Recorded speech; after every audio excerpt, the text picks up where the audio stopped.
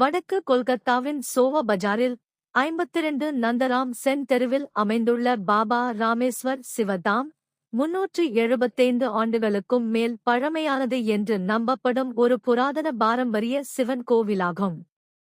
இது பாரம்பரிய அச்சாலா கட்டிடக்கலையை கொண்டுள்ளதுடன் ஏறக்குறைய 6 அடி உயரமுள்ள பிரம்மாண்டமான கருங்கல் காஸ்திபாதர் சிவலிங்கத்தையும் கொண்டுள்ளது.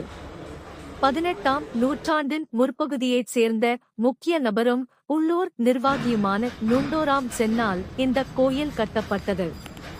பிரதான பெரிய சிவலிங்கத்துடன் இந்த வளாகத்தில் ராதாகிருஷ்ணர், அன்னபூர்ணா தேவி, காளி தேவி மற்றும் துர்கா தேவி ஆகியோருக்கான சன்னதிகளும் அடங்கியுள்ளன. மகா அஷ்டமி சந்தி பூஜை என்னும் மங்களகரமான தருணத்தில் மூல தெய்வம் பாரம்பரியமாக அர்த்தநாரீஸ்வரர் வடிவில் அலங்கரிக்கப்படுகிறது. வரலாற்று சிறப்புமிக்க உள்ளூர் கைவினைத்திறனை பிரதிபலிக்கும் வகையில் பாரம்பரிய பல கூரைகள் கொண்ட வங்காள பாணியில் அச்சாலா கோயில் கட்டப்பட்டுள்ளது.